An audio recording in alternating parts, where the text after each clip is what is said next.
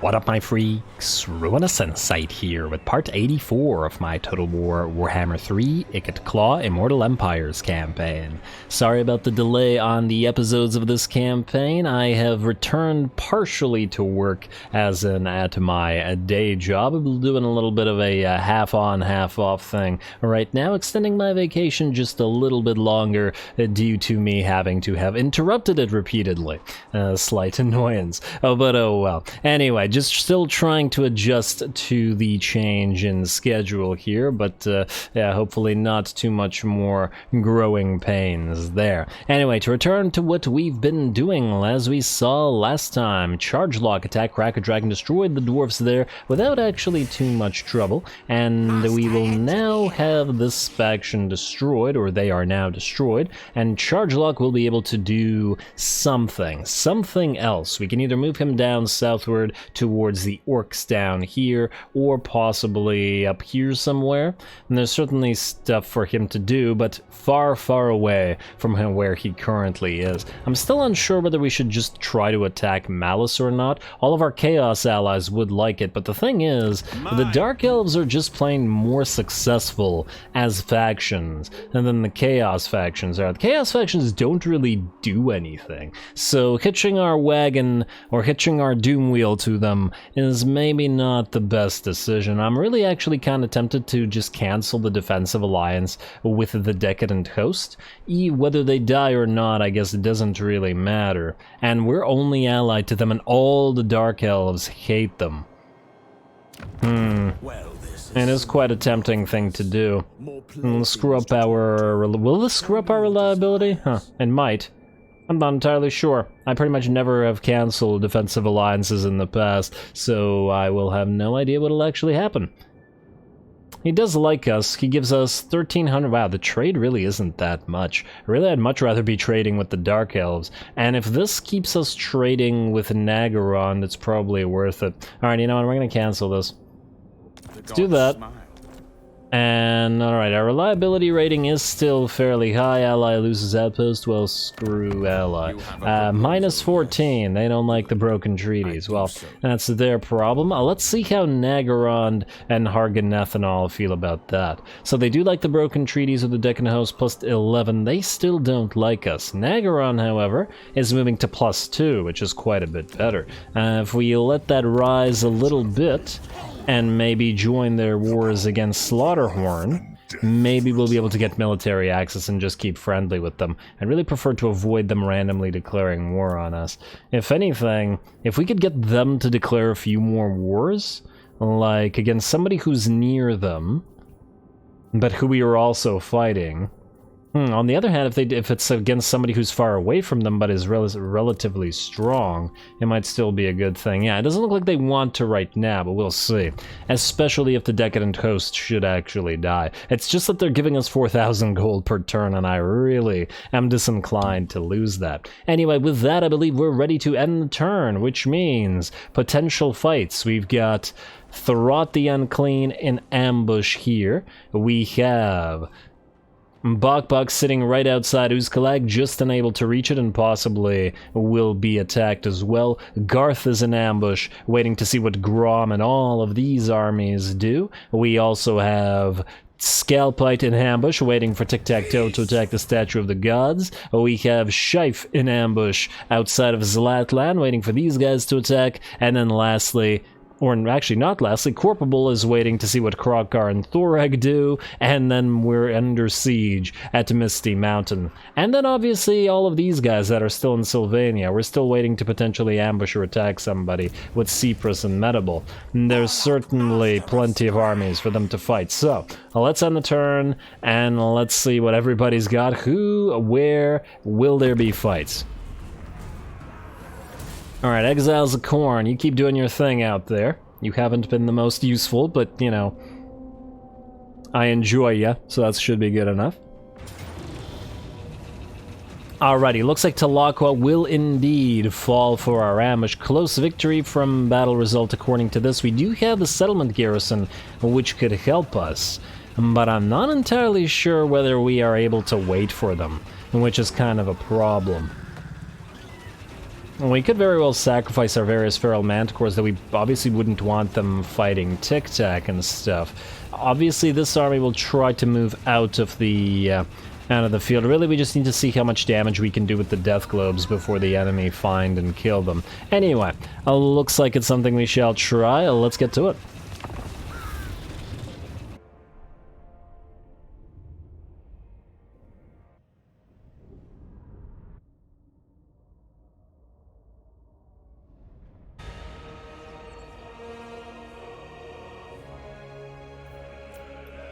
Alrighty, well, here we go. Let's see what we can do with our pile of Skaven slaves. It'll have to be our ringers, our death globes, and our manticores who take care of business here, as obviously the Skaven slaves aren't going to do so. Now, obviously, this is Tic-Tac-Toe's army, so we got Pterodon Riders and Coatl to contend with, as well as an assortment of other units, like these Razordons here, which probably won't be alive for long under the attentions of these death globes, as well as these, what are these, Eagle Claws? Yeah, Eagle Claw bolt throwers, but they're in pretty bad shape and will probably be dead within the first few seconds. Now, the way that we've deployed here is all the way to the back of the enemy column. We want to distract the enemy infantry as long as possible with our Skaven slaves and our Chaos Spawn.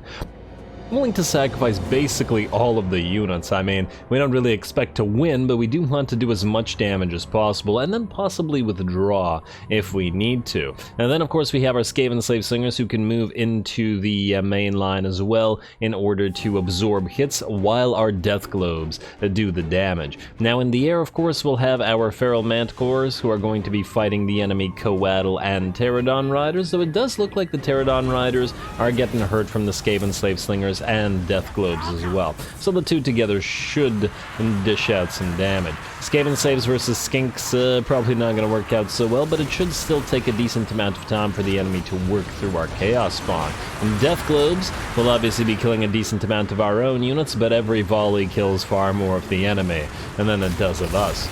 And there we go, gonna get some of those Warp Lightnings on the way as well. Damn, that Coatl is going after poor Scalpite over here, though it'll obviously take some time for it to actually kill him, especially as he's forced the debuff of the Helm of Discord just to stick around for that little extra bit longer. Some Sword Spears are going to move in. We're going to counteract that with a summon of the Menace Below Clan Rats just in their way, which will hopefully allow our Death Globes to get a few extra volleys in. It's all you, Death Globes. You gotta dish out the damage here. You gotta love the effects on the Coatl's attack. Alright, come on now, chuck those globes. Don't just stand there. There we go. Right into the middle of this blob, and okay, right there. A unit of Source that was otherwise unhurt, nearly halved from a single volley. Here comes another full HP unit of Source, but is going to start taking Death Globe shots from both of our units of Death Globes as well, which is looking pretty good. And they're pretty much done for. Over in the sky, we also have one of the enemy Coatl who has been focused down by all three of our Feral Manticores before Tic-Tac-Toe came to its rescue. Too little too late, I think, as the Manticores should be able to bring that Coatl down, though it does look like Tic-Tac has nearly brought down one of our own Manticores as well. Alright, come on, a few more hits, Manticores, you got this. And there we go, the Coatl dropping, I think. 8 HP on it. There we go.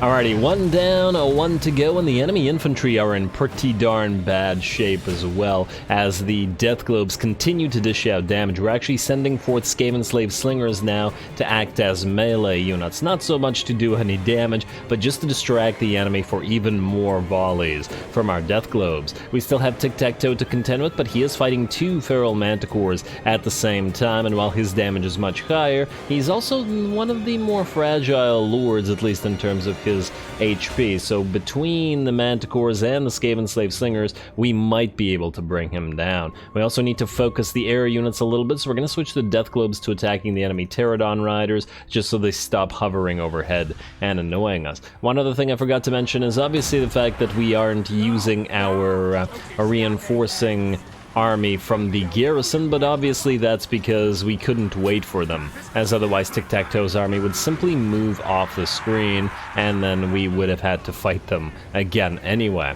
Trying to do as much as we can with this army. If it manages to pull this one off, it'll at least have paid for itself, considering.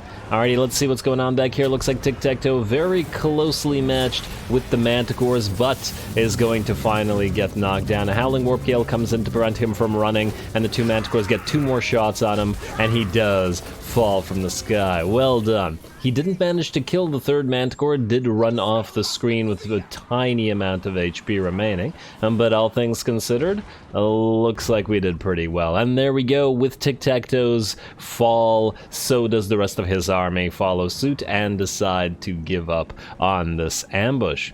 Very nice, very nice. Our Death Globes obviously did the most damage, 296 kills on this particular unit, and I'm sure that'll rise even further as they actually chase units down as best they can. Our Lord Scalpite also didn't do too bad, 111 kills, certainly respectable, with both a Brass Orb and, no, actually no Brass Orb, just the Warp Lightnings and the Scorch. Yeah, pretty respectable considering.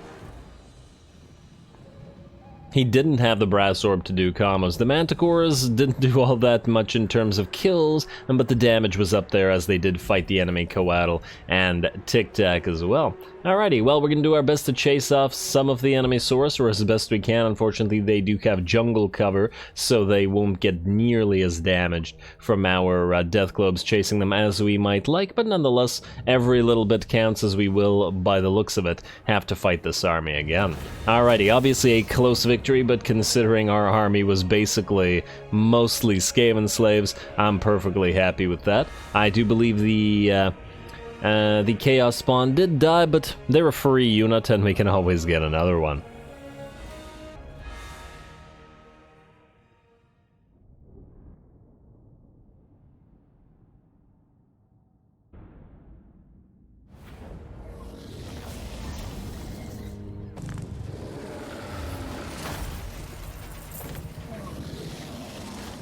Alrighty, well there we go. I gotta say I'm very happy with the way that went. Yeah, we sacrificed one of our Chaos Spawn, but I wasn't really expecting this army to win, like, at all, against anything. This was just a temporary army, wasn't actually meant to fight enemy full stacks, so very nice.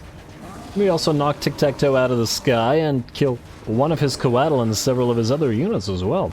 Very good job. In fact, I guess we might as well heal up, though we probably still won't be able to auto-resolve anything due to the damage to the Manticores. But nonetheless, if we can catch this army, it looks like we should be able to destroy it again. We shall see. I'm very pleasantly surprised with that one. Alrighty, let's see. That was attack 1. Let's see what else we've got. The Court of Libaras will, in fact, attack BILEFITCH here. This is gonna be iffy. Most likely, we will not be able to survive this, but who knows.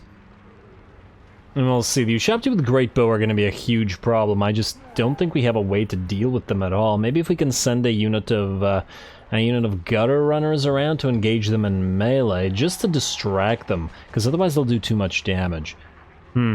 And we should probably bump up the menace below as well. We could at least use the menace below to distract them. If it wasn't for the Sepulchral Stalkers and the Ushabti, I'd be a lot more confident. What about the Tomb Kings here?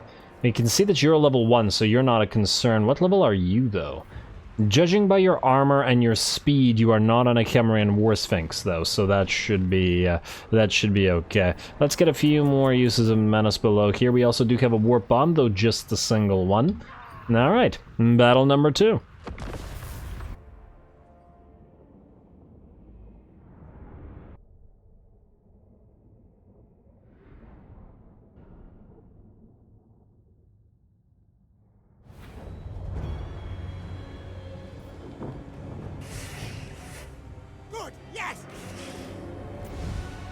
Alrighty, Scalpite, it's all you, buddy, standing alone, or rolling, I suppose, alone with this garrison here and no particular army to help him defend against 2 full stacks of the Tomb Kings. I was hoping that they would wait for one more turn, continue sieging, rather than directly attacking the Misty Mountain with both stacks, because we do have an army coming in to reinforce, but alas, it looks like we're going to have to try to defend. Now, as you guys may recall, we've played on this map, or we've defended on this map quite a few times in the past already, and I tend to like defending these bridges, but in this particular scenario, I did think that it was better to defend out here, so that we could build all these places up with towers if we can manage to hold the first wave. Really, the battle will be decided by whether we can hold the first wave before the second one gets here, because the undead, or the Tomb Kings, but generally the undead, are very slow moving, so it's going to take the enemy quite a while to get from here all the way to our main line, leaving us time to build up the tier 4 explosive towers in all these places. So once again, we can do that as long as we can hold back a wave 1. And it's going to be up to Scalpite here to see if he can manage to do so. Now he is going to drive forward and try to annoy some of those enemy carrion into trying to chase after him or attack him, which does seem to be working. And they are doing a little bit of a follow. He can actually fire straight up and backwards, and realize that, well, he's not looking like he's knocking any of them out of the sky, but at least he's annoying them enough for them to continue following right into our main line here.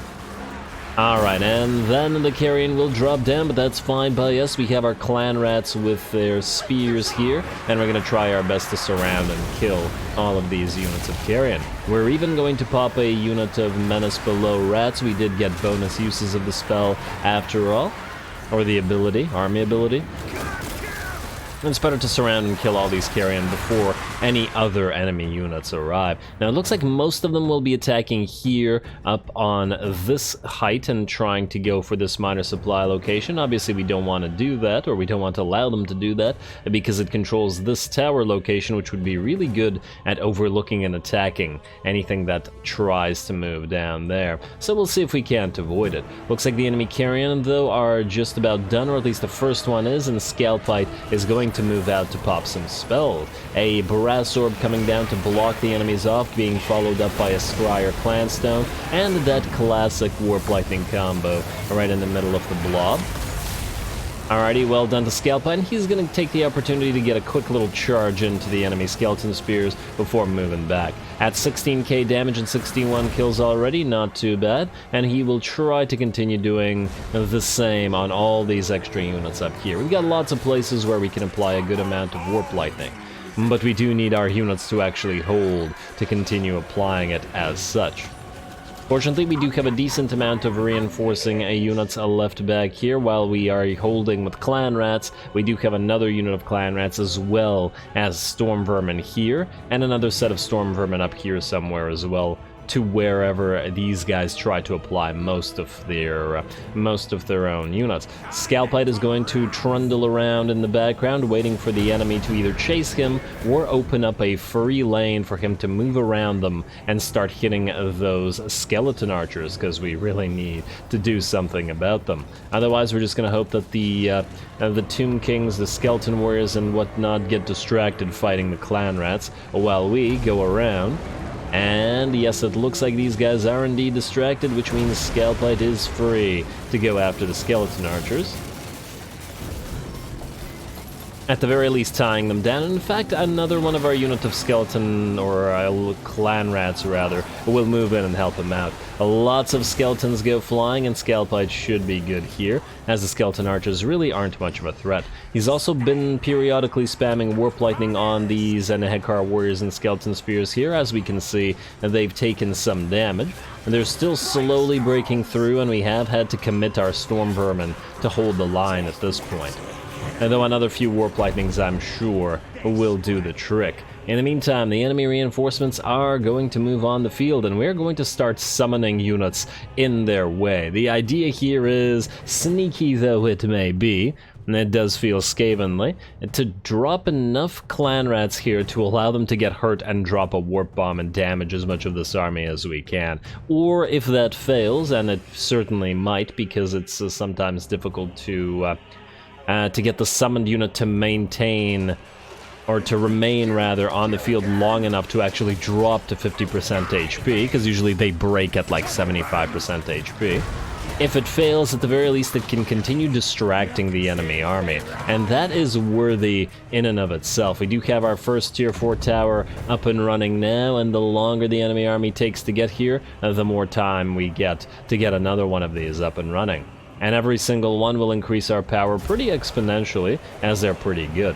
Looks like the enemy has summoned its Ushabti in our backline to kill our single unit of Night Runners with slings that was guarding this place, but that might actually be something of a waste of these Ushabti, as otherwise they could have hit us in the back and allowed the enemy melee to break through, which might have been a lot more devastating. Over here we have summoned a second or third unit of clan rat spears, or clan rats rather, and we're still just holding the ground, forcing the enemy or preventing the enemy from going anywhere as they continue to try to work through these clan rats. Of course they are killing them all and forcing them to rout extremely quick, but one of these days perhaps we'll get that warp bomb up and running and destroy them. These guys are actually dropping fairly close to half HP now. We should keep an eye on that. There's another Realm of Souls coming in, but it does look like we've by and large seen off at least half of the invading forces here. It looks like another Warp Lightning hit these guys, and they're all in critical binding as well, which is quite nice. And the balance of power is still very much in the enemy favor, but with these clan rats, it looks like they're just about to reach half HP, and I've been just watching this one unit here. Alrighty, and it looks like they're at the HP they need to be at. If only they're still selectable. Alright, come on now.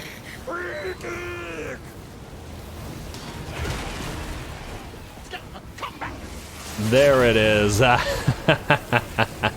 And there's the warp bomb. Didn't knock out nearly as many skeletons as I would have liked, but the damage, if nothing else, was pretty severe. And the balance of power did suddenly shift by quite a bit, and perhaps doubling from what it was before, and the enemy army took about maybe half HP to a quarter, or to 3/4 HP damage. Some units remain completely unharmed, and other units took only half HP, but other units, and a lot of the basic skeletons, got very badly beat up. Though I want to point out that their model losses are basically non-existent. It's just HP values that drop, but that's fine. Now, more clan rats are going to continue being summoned once again. We're just going to hold those guys back for as long as we possibly can. And while we continue our work here, another Warp Lightning coming down, and hopefully we can hold those guys back long enough, but it does seem to be working. It did turn out to be very valuable to allow that extra little bit of, allow those extra uses of the menace below, because it's allowing us to divide and conquer these armies. If they attack together, it would be a lot dicier of a proposition, especially as the second army does have those Sepulchral Stalkers and those Ushabti with Great Bow. BILEFITCH still moving around in the background. He's just moving between all of the locations where the enemy are. He's up to 422 kills and 47,000 damage, so he's doing a pretty great job. So he moved out here, destroyed some enemies there. I think there was another unit of skeleton archers, then moved back here again, and he's always also casting his spells back here as well. Our single unit of gutter runners without slings have also managed to catch the enemy skeleton archers and crush them in between our units of storm vermin here, and we'll hopefully move around and do the same thing to attack all of these skeletons and the Hekara warriors, though we will need to reinforce our line as the clan rat spears are about to fail on this side. Fortunately, Scalpite has managed to kill pretty much all the enemy units down here, at least all the enemy infantry, and only the Tomb King, Arahotep, here remains. Our clan rats finally break and the enemy starts to move towards our capture point, but our storm vermin and clan rats do move in to block the enemy once again. Alrighty, we got reinforcements coming, but so does the enemy as more skeleton warriors, or actually more tomb guard, move in to try to reinforce. Scalpite's gonna quickly move in and try to kill the enemy lord, though gotta get that morale shock on the enemy as fast as we can. He is taking hits from all the clan rats, as well as the tower shooting him. And will in fact be critical binding, and we should have him out of the picture shortly. Lovely. On top of that, our second tier 4 tower is coming up, and we're going to be waiting for a third, perhaps, before the enemy army can get here. It is slowly on the way, but we are just still using all of our clan rats to hold them back. Every time they defeat a clan rat unit and kill all the rats within it, we just summon another one to hold them.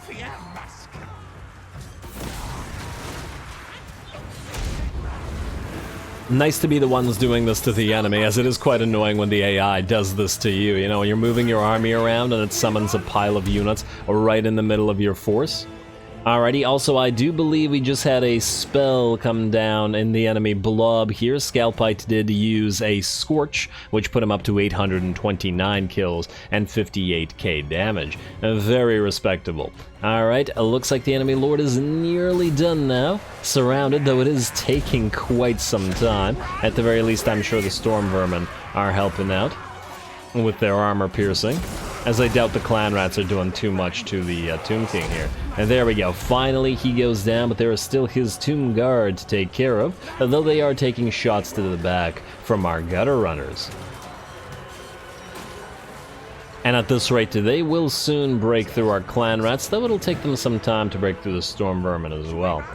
Alrighty, well, on the bright side, they're weak binding now. The gutter runners really doing work with their shurikens to their backs. And BILEFITCH has actually run out of regular ammo, but is continuing to once again move forward to annoy this pile of Tomb Kings here.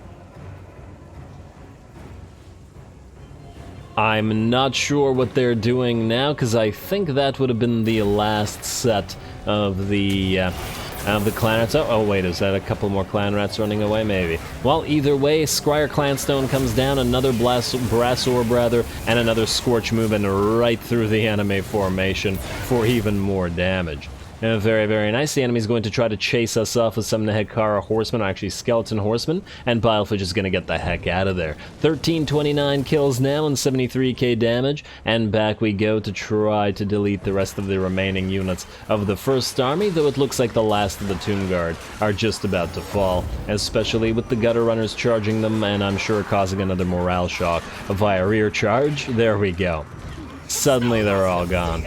Well done, little ratlings. Let's see what we got left. Our tier 4 tower is up and running here, and now the enemy has to approach our main settlement with this thing firing on them all at the same time. The skeleton horsemen are given chase to BILEFITCH, but I don't see how they could kill him, especially if we support him with the rest of our units. Enemy army is at least starting to lose units, and I do believe we got another Scorch in the middle of their army. Scorch has quite a long range as well, which is quite nice. Nice shot from that tower. That knocked down like 10 units at the same time. Very nice. And away you go, BILEFITCH. No need to get yourself hurt. You are very critical to this defense, as we've already seen. And here come a few units to get in the way of the enemy skeleton horsemen. Clan rat spears and storm vermin gonna work together, and with the anti-large there, these guys should be no problem.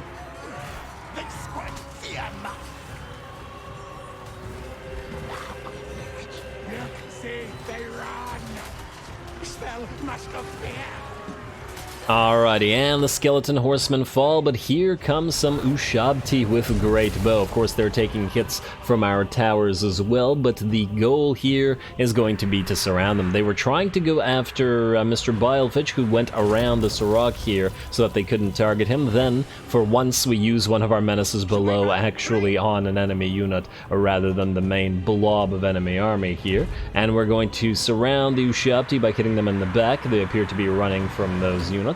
And while BILEFITCH continues to work on the main enemy host, his third and last brass orb, I think we're out of Clan Skryre clan stones.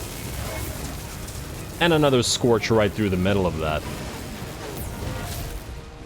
And there we go, not really all that much left of this enemy army, though they are now trying to move forward, perhaps to bail out the Ushabti, and though it's a little bit late. They've run into our storm vermin here, our halberdier storm vermin, and are taking plenty of shots from our towers and are crumbling away. Here comes Scalpite to help out with all this, especially against the skeleton horsemen who have come to help the Ushabti. We're not going to allow that, though. And there we go, the last of the Ushabti melt away, and it looks like the rest of the army is indeed following suit. There we go. Alrighty, frickin' Scalpite, BILEFITCH. 1553, very, very nice. And only the enemy Tomb King remains, but he'll melt away in a few seconds. We could have just left the towers to kill him as well, but we might as well just move the rest of our units forward, and Scalpite will run him down and get the killing blow as well. BILEFITCH, damn it, will get the killing blow as well. Very, very nice. A heroic victory, and I really wasn't originally expecting to be able to hold Misty Mountain against this onslaught, but I am very happy that we did manage to pull it off, as we would have otherwise lost the Clan Moor's headquarters. Well done, BILEFITCH.